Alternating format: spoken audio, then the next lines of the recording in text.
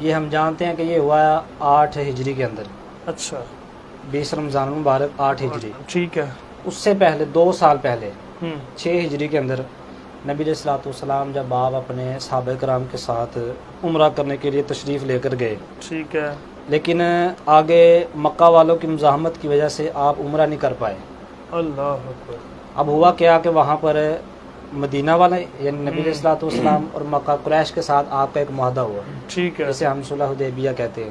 سبحان وہ معاہدہ کیا گیا۔ اب اس معاہدے میں یہ تھا کہ اس سال مسلمان عمرہ نہیں کریں گے، واپس چلے جائیں گے، اگلے سال عمرے کے لیے آئیں گے، ٹھیک ہے، ہتھیار ساتھ نہیں لے کے آئیں گے اور صرف 3 دن قیام کریں گے۔ اچھا، اس کے علاوہ اگر مکہ میں سے کوئی شخص بھاگ کر وہ مسلمان ہو کر یا بغیر مسلمان ہوئے وہ مدینہ کے اندر چلے جاتا ہے تو مسلمان مدینہ والے اسے واپس کرنے کے اوپر پابند ہیں کہ اسے واپس کریں گے، ٹھیک ہے، لیکن اگر کوئی مدینہ کا چلا گیا مکہ تو اسے واپس نہیں کریں گے۔ درست۔ اس کے علاوہ ایک اور آپشن تھا، وہ یہ تھا چوتھی جو تھی شک کہ جو قبیلے ہیں ان قبیلوں کی مرضی ہے، وہ چاہے تو وہ مکہ والوں کے ساتھ ہو جائیں ٹھیک ہے، اور چاہے تو وہ مدینہ والوں کے ساتھ ہو جائیں۔ ٹھیک۔ اب ہوا یہ کہ جب یہ آفر دے دی گئی سب کو، اب بنو بکر والے وہ کیونکہ مخالف تھے بنو خزاع کے، اچھا، تو بنو خزاع انہوں نے معاہدہ کر لیا، انہوں نے اپنی حمایت نبی علیہ الصلوۃ والسلام کے ساتھ کر لی ٹھیک، اور کہا کہ ہم مدینہ والوں کے ساتھ ہیں، یعنی نبی علیہ الصلوۃ والسلام کے ساتھ ہیں۔ درست۔ اس کے مقابلے میں بنو بکر والے جو تھے انہوں نے مکہ والوں قریش کے ساتھ انہوں نے حمایت اپنی حاصل کر لی۔ ٹھیک۔ اب ہوا یہ معاہدہ ہو گیا، 2 سال گزر گئے، اب 8 ہجری آ گیا۔ اچھا، اب ہوا یہ کہ بنو بکر کے کسی شخص نے نبی علیہ الصلوۃ والسلام کے بارے میں نازیبا کلمات کہے، جو کہ قریش کی طرف سے قبیلہ تھا۔ ٹھیک ہے، اب یہاں سے جو بنو خزاع کا ایک شخص تھا، کیونکہ ان دونوں قبیلوں کی آپس میں بھی لگتی تھی، ہاں ایسے، ایسی تھی، کیونکہ انہوں نے مخالفت کے اندر ہی ایک دوسرے کی تائید کی۔ ہاں جب بالکل۔ بنو بکر نے یہ دیکھا کہ بنو خزاع والوں نے جا کے حمایت حاصل کی ہے نبی علیہ الصلوۃ والسلام کی، تو انہوں نے اس کے مقابلے میں جا کے مکہ والوں سے حمایت حاصل کی۔ ٹھیک ہے، درست۔ اب جب ایک گستاخی کی، ایک نے نبی علیہ الصلوۃ والسلام کے بارے میں نازیبا کلمات کہے، اب جو بنو خزاع والے تھے نبی علیہ الصلوۃ والسلام کے ساتھ معاہدہ کیا، اب عشق رسول تو ہوتا ہی ہے۔ ابھی حضرت بھی فرما رہے تھے کہ عشق جو ہوتا ہے یہ ذات نہیں دیکھتا، یہ نہیں دیکھا کہ ہم تو ان کے ساتھ مدینہ میں نہیں رہتے، وہ کہتے رہے نیند نہ ویکھے بسترا تے بھوک نہ ویکھے ماس، موت نہ ویکھے عمرہ تے عشق نہ ویکھے ذات۔ واہ واہ ماشاءاللہ۔ تو اب عشق جوش میں آیا تو کیا کیا کہ اس شخص کو اس کو مارا پیٹا، ٹھیک جس ہے، نے نبی علیہ السلام کے بارے میں نازیبا کلمات کہے۔ اب ہوا یہ کہ جب حاکی یہ بنتا تھا کہ اس ایک نے مارا، وہ بھی اس کا ایک کا مقابلہ کرتا، ٹھیک ایسے، لیکن اس نے اپنی مدد کے لیے پکارا تو بنو بکر کی طرف سے قریش والے سارے خفیہ طور کے اوپر آگے مدد کرنے کے لیے، اور انہوں نے آ کے تو اس بندے کو قتل کر دیا، ٹھیک ہے، جو کہ بنو خزاع کا تھا نبی علیہ السلام کی طرف سے، اور قتل کر کے یہ سمجھنے لگے کہ شاید ہم نے جو خفیہ طور پر کیا ہے۔ اب ہوا یہ کہ بنو خزاع والا ایک بندہ آیا نبی علیہ السلام کے پاس مدینہ میں، آ کر عرض کرنے لگا یا رسول اللہ اس طرح یہ ہمارا معاملہ ہوا ہے، ٹھیک ہے، اور ہم نے آپ کے نام کے اوپر اس طرح کیا۔ اب ہوا یہ کہ انہوں نے اس کی حمایت کے اندر ہمارے بندے کو مار دیا، اب آپ ہماری مدد کریں۔ ٹھیک، یہ عمر بن سالم آئے تھے نبی علیہ السلام کے پاس کہ آپ ہماری مدد کریں اور آپ اب جا کر مکہ والوں کے ساتھ جنگ کریں۔ ٹھیک ہے، اب نبی علیہ السلام آپ نے فرمایا ٹھیک ہے۔ آپ اٹھے، رات کی تیاری کی، تو رات کو ہی آپ نے جنگ کی تیاری شروع کر دی۔ اب دیکھیں کہ یہاں پر ایک بڑا اہم پوائنٹ، نقطہ ہمارے ہاں کہا جاتا ہے کہ جنگ کسی مسئلے کا حل نہیں ہے، ٹھیک، صرف ایک شخص کے ساتھ ظلم ہوا، ایک شخص کے ساتھ ظلم ہوا، اس ظلم کی وجہ سے نبی علیہ السلام آپ نے سارے مدینہ والوں کو جنگ کی تیاری کا حکم دے دیا۔ واہ واہ سبحان۔ آج لوگ کہتے ہیں جی جنگ کسی مسئلے کا حل نہیں ہے، یا ہم ایک شخص کے لیے یا ہم ایک فلان کے لیے ہم کس طرح کسی سے جنگ کریں۔ یہ دیکھو کہ یہ نہیں دیکھا جائے گا وہ شخص ایک ہے، دیکھا جائے گا کہ عزت کتنی اہم ہے۔ ایسے جب یہ دیکھا کہ بھئی آپ نے معاہدے کی خلاف ورزی کی ہے تو نبی علیہ السلام نے فرمایا ٹھیک ہے ہم کرتے ہیں۔ آپ نے رات کو اٹھ کے جنگ کی تیاری فرمائی۔ ٹھیک ہے، حضرت سیدہ عائشہ صدیقہ رضی اللہ تعالیٰ عنہ فرماتی ہیں کہ میں حیران ہوئی کہ یہ تو بنو اسفر سے لڑائی کے دن بھی نہیں ہے۔ اب بنو اسفر کیا ہے کہ یہ رومیوں کا کوئی بندہ تھا، اس نے حبشہ والوں کی ایک بیٹی کے ساتھ شادی کی تھی، ٹھیک ہے، اس نتیجے میں جو اولاد پیدا ہوئی نا اس کا رنگ سفید اور سیاہ مکس تھا، اس لیے اسے بنو اسفر کہا جاتا ہے۔ ٹھیک، تو حیران تھی کہ ان دنوں کے اندر بنو اسفر کے ساتھ لڑائی بھی نہیں ہے، اوپر سے رمضان کا مہینہ بھی ہے، سبحان اللہ، تو ایسا کون سا معاملہ پیش آیا کہ نبی علیہ الصلوۃ والسلام آپ نے کہا کہ جنگ کی تیاری کرو، اور بتایا بھی نہیں کسی کو، ٹھیک، صحابہ کرام کو یہ بھی نہیں بتایا کہ ہم کہاں پہ جا رہے ہیں، فرمایا بس جنگ کی تیاری کرو۔ واہ واہ سبحان اللہ، کیا اب دیکھیں کہ نبی علیہ الصلوۃ والسلام آپ کی روب کے ساتھ مدد کی گئی ہے کہ دشمن جو ہے وہ آپ کو دور سے دیکھ کے ڈرا۔ اب مکہ والوں نے سوچا کہ ہم نے معاہدے کی ہے خلاف ورزی، تو لہٰذا اب ہمیں کچھ ایسا معاملہ کرنا چاہیے کہ ہماری بچت ہو جائے۔ ٹھیک ہے، انہوں نے کیا کیا کہ انہوں نے ابو سفیان بن حرب کو بھیجا، جو کہ بعد میں اسلام لے آئے تھے، ٹھیک ہے، ان کو بھیجا کہ آپ جائیں اور جا کر آپ نبی علیہ الصلوۃ والسلام آپ کو کہیں کہ ہم دوبارہ آپ سے معاہدہ کرتے ہیں ٹھیک، کہ جو ہم سے جو جنگ کرنا چاہتا ہے وہ کر لے، لیکن اب جب ہماری پاور کو دیکھا اور اب پاور کو دیکھ کے اب کہہ رہے ہو کہ نہیں جی اب ہم آپ کے ساتھ صلح کرتے ہیں، فرمایا نہیں، اب نہیں، ایسا نہیں ہوگا، آج لے ان کی پناہ، آج مدد مانگ، پھر نہ مانیں گے قیامت میں اگر مان واہ گیا، واہ واہ، کہ جب دیکھ کر مانا سب کچھ سامنے آ گیا پھر کیا فائدہ، جو کرنا ہے پہلے کرو۔ صحیح ہے، اب وہ سیدنا صدیق اکبر کے پاس بھی گئے، ان کو جا کے کہا کہ مہربانی کرے تو آپ ہماری نبی علیہ الصلوۃ والسلام کے ساتھ نا یہ صلح کروا دیں۔ ٹھیک ہے، آپ نے فرمایا نہیں، اب جو بات ہے نا وہ اوپر تک چلے گی، ہاں، کیونکہ اب اوپر سے حکم آ گیا۔ اوپر سے کیوں؟ حکم ہے، ہاں، کیونکہ اللہ تعالیٰ نے فرمایا تھا انا فتحنا لک فتحا مبینا لیغفر لک اللہ ما تقدم من ذنبک وما تأخر ویتم نعمتہ علیک ویہدیک صراطا مستقیما، سبحان اللہ، کہ یہ جو آپ عمرے کے لیے نکلے ہیں نا، لیکن آپ کو اس سال عمرہ نہیں کرنے دیا گیا، انشاءاللہ ہم آپ کو ایک وقت آئے گا کہ ہم آپ کو عزت کے ساتھ مکے کے اندر داخل کریں گے۔ سبحان اللہ، اب وہ وقت آ گیا تھا، کیا بات، اب وہ وقت آ گیا تھا، آ گیا تھا۔ وہ ہوتا ہے نا کہ کچھ وقت کی خاموشی تھی پھر شور آئے گا، ہاں، تمہارا صرف وقت آیا تھا، ہمارا دور آئے گا۔ واہ، جب نبی علیہ الصلوۃ والسلام آپ جب مکہ سے نکلے ہجرت کر کے تو صرف 115 صحابہ کرام تھے، لیکن اب 8 سال بعد دیکھیں کس پاور کے ساتھ جا رہے ہیں کہ 10,000 کا لشکر لے کے نبی علیہ الصلوۃ والسلام جا رہے ہیں۔ سبحان اللہ، اب وہی 132 بندے کہ جن کو اس شہر سے نکالا گیا کہ جب نکلے تو نبی علیہ الصلوۃ والسلام آپ نے مکہ کو دیکھ کر فرمایا کہ اے مکہ میرا دل تو نہیں کرتا یہاں سے جانے کا، لیکن تیرے رہنے والے لوگ مجھے یہاں رہنے نہیں دیتے۔ تو اب جب اسلام کے اندر طاقت آئی جا رہے ہیں تو اب یہ معافی مانگ رہے ہیں۔ پھر سیدنا عمر فاروق کے پاس آئے، انہوں نے بھی کہا نہیں، بات ختم ہو گئی، نبی علیہ الصلوۃ والسلام آپ چل پڑے، آپ نے فرمایا جانا ہے۔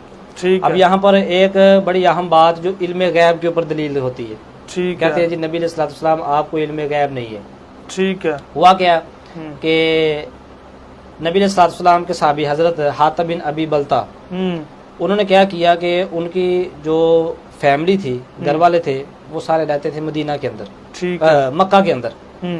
اب وہاں سے ان کی ایک لونڈی آئی ادھر مدینہ میں، ان سے کوئی پیسے وغیرہ لینے، مال وغیرہ لینے، انہوں نے کیا کیا کہ اس کے ہاتھ ایک خط بھیج دیا، اچھا، خط کے اندر لکھ دیا کہ مکہ والے سے کہو کہ اب تمہارے بچنے کے بالکل کوئی امکان نہیں ہے، کیونکہ نبی علیہ الصلوۃ والسلام آپ اس معاملے کے اندر بڑے سخت غصے کی حالت میں ہے کہ معاہدے کی خلاف ورزی کی گئی ہے اور ہمارے ایک بندے کو شہید کر دیا گیا ہے، لہٰذا اب جو ہے بہتر حال یہی ہے کہ جب نبی علیہ الصلوۃ والسلام آپ آئے تو تم سارے ان کے اوپر ایمان لے آؤ۔ ٹھیک ہے، درست، یہ خط لے کے بھیج دیا۔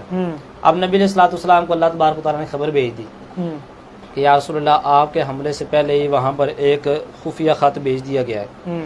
نبی علیہ الصلوۃ والسلام آپ نے حضرت علی رضی اللہ تعالیٰ عنہ، حضرت زبیر رضی اللہ تعالیٰ عنہ سبحان اور حضرت مقداد رضی اللہ تعالیٰ عنہ، تینوں کو آپ نے فرمایا کہ وہ فلاں مقام خاک پہ جاؤ، وہاں پر ایک خاتون ہے ہدج نشین، یعنی وہ ہدج کے اندر بیٹھی ہوئی ہے، ٹھیک ہے، اس کے پاس خط ہے، اس کے پاس جا کر خط تلاش کرو، اگر تو وہ خط دے دے تو اس کو چھوڑ دینا، ٹھیک لیکن ہے، اگر وہ خط نہ دے تو پھر اسے قتل کر دینا۔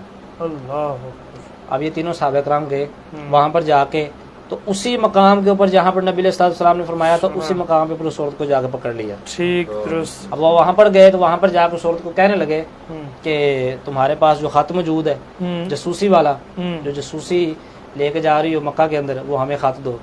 کہنے لگی میرے پاس تو کوئی خط نہیں ہے، مکر گئی۔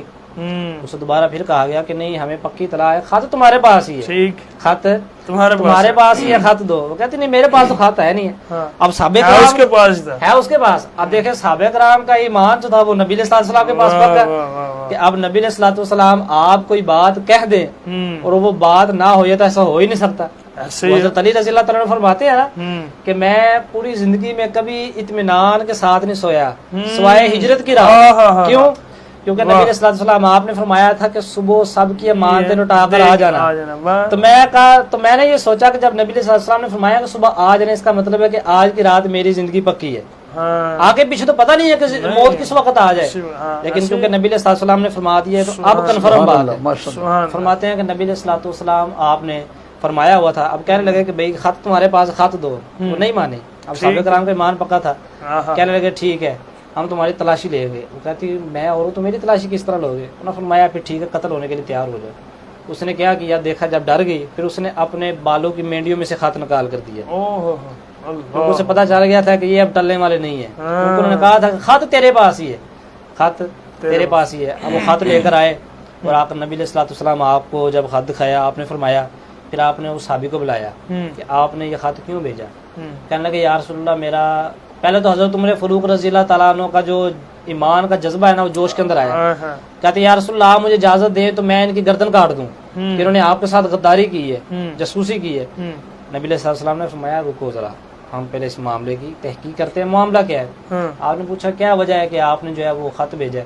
ٹھیک ہے، کہنے لگے یا رسول اللہ، اصل میں بات یہ ہے کہ میرے وہاں پہ خاندان والے موجود ہیں مکہ کے اندر، ٹھیک ہے، اب باقی جو لوگ ہیں جن کے خاندان وہاں پہ موجود ہیں ان کے پیچھے کوئی نہ کوئی رشتہ دار جن کا خیال رکھتے ہیں، اب میرا ایسا کوئی خیال رکھنے والا پیچھے نہیں ہے، تو میں نے سوچا کہ میں ان کو یہ خط بھیجتا ہوں، اور جو فتح ہے وہ تو آپ کی یقینی ہے، فتح آپ کی یقینی ہے، تو میں نے اس لیے بھیجا تاکہ یہ خط چلا جائے اور وہ اس بہانے جو ہے میرے ساتھ وہ ہمدردی کرے اور میرے خاندان کا خیال رکھے، لہٰذا میں آپ سے معذرت چاہتا ہوں، میرا جو ارادہ وہ صرف یہ، باقی میرا آپ کے اوپر بھی ایمان ہے اور آپ کی ساری تعلیمات کے اوپر بھی ایمان ہے۔ سبحان اللہ۔ پھر نبی علیہ الصلوۃ والسلام آپ نے جو ہے وہ ان کو معاف فرما دیا، آپ فرمایا آپ کا ارادہ غلط نہیں ہے اور آپ کو میں اس لیے معاف فرما رہا ہوں، اس لیے معاف فرما رہا ہوں کیونکہ آپ غزوہ بدر کے اندر شامل تھے۔ سبحان اللہ، غزوہ بدر والوں کی شان ہے۔ واہ واہ۔ اب لوگ سوال کرتے ہیں، کہتے ہیں نہیں جی دیکھیں ایک غدار کو معاف کر دیا ہے تو باقی کو کیوں نہیں کر سکتے؟ بھائی ان کی شان بھی تو دیکھو نا،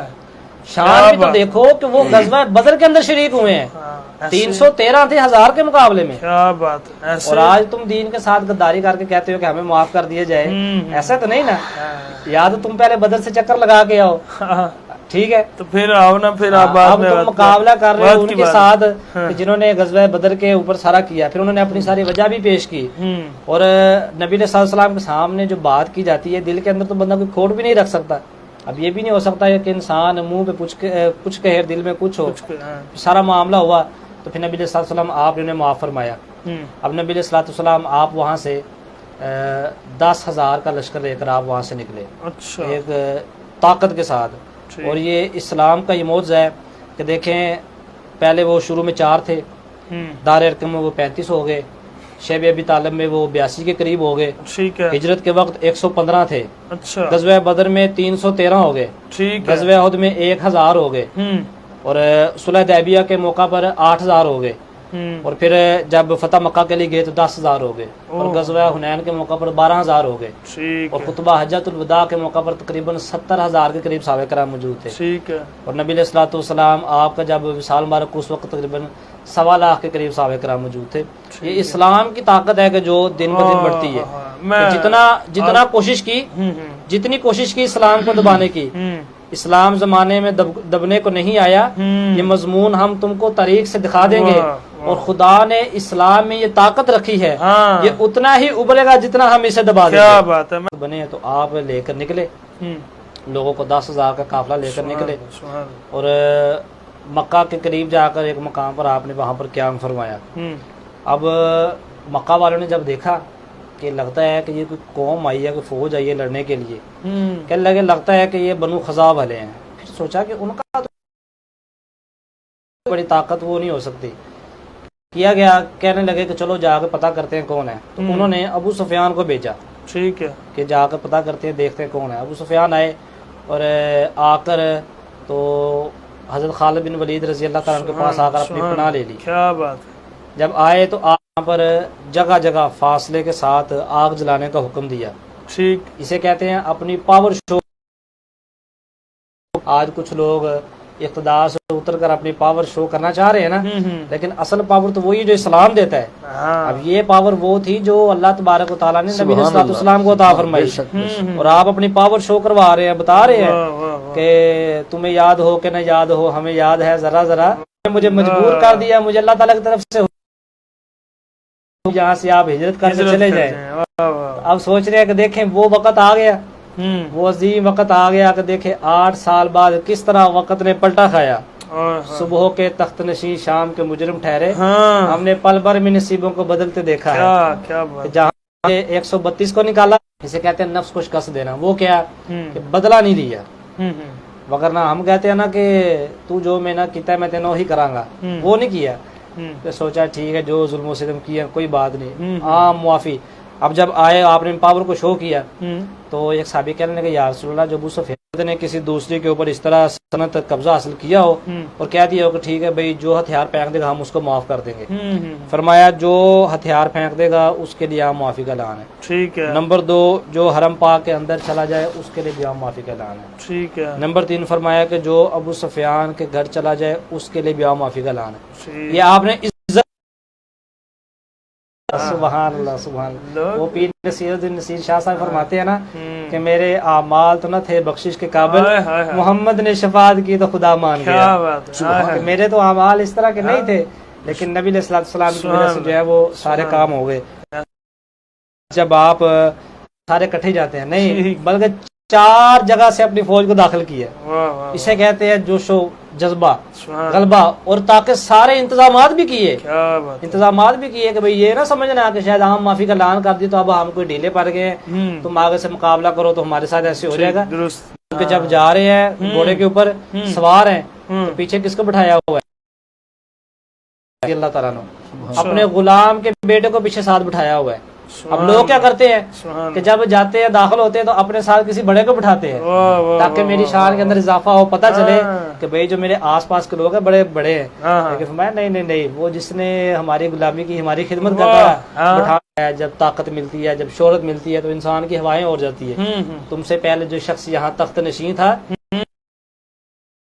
نہیں یقین تھا، وہ کوئی ٹھہرا ہو لوگوں کے مقابل تو بتاؤ، کہاں ہے وہ جنہیں بہت ناز اپنے تئیں تھا، اور نہ جانے آج خاک میں کتنے سوئے ہوئے ہیں، کوئی شعلہ کوئی شبنم کوئی مہتاب جبی تھا، اور آج وہ شہر میں پھرتے ہیں ذلیل و رسوا ہو کر، ایک زمانے میں ان کا آپ یہاں سے فتح ہو رہا ہے، کشمیر نہیں فتح ہو رہا ہم سے 75 سال سے، آپ نے یہاں کسی سے 2 مکان لینے ہو گلی کے تو اس کے اوپر 20 قتل ہو جاتے ہیں۔ تو دیکھیں یہ نبی علیہ السلام کی شان ہے کہ پورا شہر فتح کیا ہے اور صرف 2 سے 3 قتل ہوئے، اور وہ بھی خاص لوگ، ان میں سے وہ جب گئے تو پتہ چلا کہ ابن خطل جو ہے وہ کعبے اور کعبے کے غلاف کے درمیان چھپا ہوا ہے۔ کہا یا رسول اللہ کیا حکم ہے؟ فرمایا اسے قتل کیا جائے گا۔ ایک طرف حکم دیا جا رہا ہے کہ اس کتیا کے بچے کی حفاظت کی جائے، اور دوسری طرف ہے ابن خطل جو کہ کعبے کی دیوار کے ساتھ چمٹا ہو، دشمن کو معاف کیا، گستاخ کو معاف نہیں کیا۔ گستاخ کی معافی نہیں ہے، گستاخ کی معافی نہیں ہے، چاہے وہ کعبے کی دیوار کے ساتھ چپٹا ہوا، اس کے ساتھ نبیًا فقتلہ۔ تو نبی علیہ السلام آپ نے فرمایا کہ ان کو اس کو وہاں ہی قتل کیا جائے گا، وہاں کعبے کی دیوار کے ساتھ، وہاں سے ان کو قتل کیا۔ سبحان اللہ، جنہیں تو نے بخشا ہے ذوق خدائی، دنیا میں ان کی ٹھوکر سے صحرا و دریا، سمٹ کر پہاڑ ان کی ہیبت سے رائے، دو عالم سے کرتی ہے بیگانہ دل کو، عجب چیز ہے لذت آشنائی، اور شہادت ہے مقصود مطلوب مومن، نہ مالے غنیمت نہ کشور کشائی۔ مالک نعمت نہیں چاہیے، عزت نہیں چاہیے، عہدے نہیں چاہیے، صرف صرف چاہیے اسلام چاہیے۔ سبحان اللہ۔ جاتے جاتے میں چاہتا ہوں کہ آپ آخری بات فرمائیں فتح مکہ کے حوالے سے، ایک بات بتائیں۔ ایک میں بڑی اہم بات کہ نبی علیہ السلام جب آپ مکہ شریف کے اندر موجود تھے، ٹھیک ہے، تو آپ نے ایک دن ارادہ چاہا کہ میں مکہ شریف کے اندر جا کے نماز پڑھوں، ٹھیک ہے۔ اب اس کی جو چابی تھی وہ تھی عثمان بن ابی طلحہ کے پاس، ٹھیک ہے۔ کہنے لگے کہ بھائی دروازہ کھول دو، میں چاہتا ہوں کہ میں اندر جا کے نماز پڑھ لوں۔ کہتے نہیں دروازہ تو نہیں کھولنا، دشمنی تھی۔ ٹھیک، آپ نے فرمایا دیکھ لو دروازہ کھول دو، کہنے کہ نہیں جی دروازہ نہیں کھولنا، آپ ہمارے دشمن ہیں کس طرح کھول سکتے ہیں؟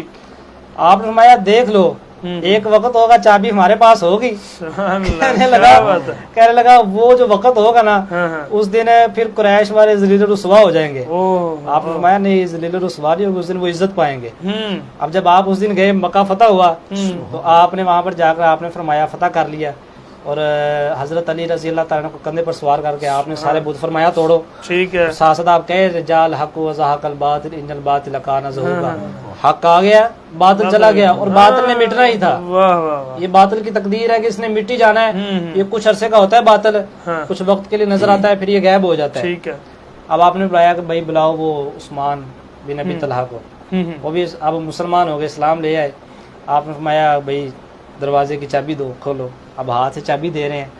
اب آپ نے ان سے چابی لی، دروازہ کھول کے آپ نے اندر جا کر نماز ادا کی. نماز ادا کر کے تو اب آپ سے حضرت عباس رضی اللہ تعالیٰ آپ کے چچا کہنے لگے حضور آپ اس طرح کریں، خانہ کعبہ کی بھی ساری رکھوالی میں کروں گا اور حاجیوں کے پانی پلانے وغیرہ کے انتظامات بھی میں کروں گا. سبحان اللہ سبحان اللہ. وہ آب بات زمزم. وہی آب زمزم کا، لیکن بات وہی ہے کہ وفا کو نہیں بھولے. آپ فرمایا نہیں، اس کی جو چابی ہے وہ عثمان بن ابی طلحہ کے پاس ہی رہے گی. واہ واہ واہ واہ. فرمایا یہ چابی آپ کے پاس ہے اور قیامت تک آپ کے پاس ہی. اور انہی کی نسل پاک جو ہے وہ آج بھی خانہ کعبہ کا غلاف جب چینج کرتے ہیں وہی اوپر جاتے ہیں. پھر آپ دیکھیں آپ نے جب اذان بھی وہی دیتے ہیں. کیا بات ہے، یہ اسلام کا امتیاز ہے. کیا بات ہے. وگرنہ ہوتا کیا ہے کہ ہم عشق اپنا فیصلہ خود ہی کرتے ہیں. کرنے میں دلیر ہوتا ہے. ایسے ہی ہے بات وہی نا کہ ہم کیا کرتے ہیں کہ ایک چیز آتی ہے کسی وقت کے اندر اور ہوتے ہیں پھر ہم بدل جاتے ہیں. اسلام نے عزت دی کہ نہیں بھائی اس بندے کی غلطی ہوئی ٹھیک ہے. اب آپ نے کیا کیا، آپ نے نماز پڑھ کے آپ نے چابی ان کو دوبارہ عطا کی. آپ نے یہ چابی آپ کے پاس رہے گی. فرمایا کچھ یاد آیا؟